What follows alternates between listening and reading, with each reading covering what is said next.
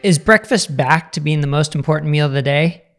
I'm Dr. Brett Scher, the medical director at DietDoctor.com, and there was a new article that came out in the Journal of Clinical Endocrinology and Metabolism that seemed to promote breakfast as being a very important meal potentially for our health. Well, it seems like breakfast has gone up and down as being the best thing to being the worst thing we can do for our bodies. And as usual, the truth is probably somewhere in between.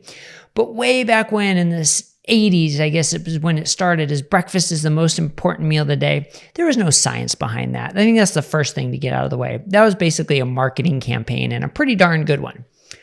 Now like time restricted eating, intermittent fasting has gotten so popular with so much evidence behind it that people are starting to skip breakfast purposely in a larger scale than has been done before.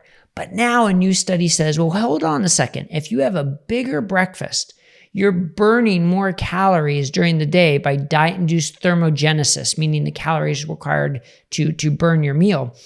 You're burning more calories if you have a bigger breakfast and a small dinner than if you did it the reverse with a small breakfast and a bigger dinner. So some are concluding, well, this proves that breakfast is an important meal. So let's unpack this a little bit. So this was a study. It was a small study. There were 16 normal weight, healthy men. Average age was like 20-something, right? It was 23 years old. So let's, first of all, understand who we're dealing with.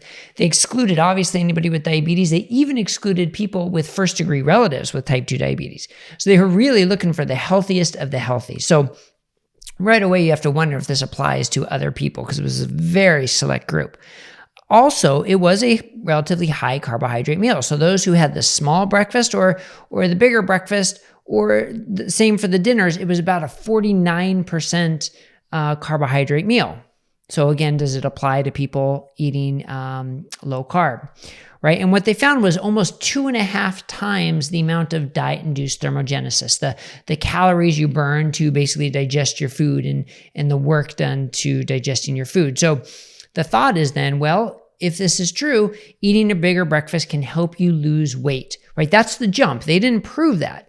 But by saying it induces higher thermogenesis, it could help you lose weight and be good for your health down the road. So there's a bit of a jump there to make the conclusion. But here's the thing, and this is what I wrote and linked to on my post that I wrote on DietDoctor.com. There have been a number of studies that have looked at exactly that. Eating breakfast or not eating breakfast, how many calories do you eat during the day, depending on which group you're in, and you lose weight. And those have fairly consistently shown that by not eating breakfast, you don't overeat the rest of the day. You don't end up gaining weight. You'll probably end up losing weight in those subgroups. So when I link to these studies on my post on Diet Doctor, and I think this is the important part is, what are we measuring? What is the outcome we're measuring? Because if we want to measure something about health, if we want to measure something about weight loss, if we want to measure something about total calories eaten, then measure that. The surrogate markers can be helpful to sometimes come up with suggestions for further studies, but this is not a study to draw conclusions. Increased diet thermogenesis does not mean increased health, does not mean increased weight loss. Because here's the other thing about the study. The food was basically provided. You were told what you could eat. But in the real world, that doesn't happen to us, right? In the real world, we're making decisions multiple times a day on what we should eat, when we should eat.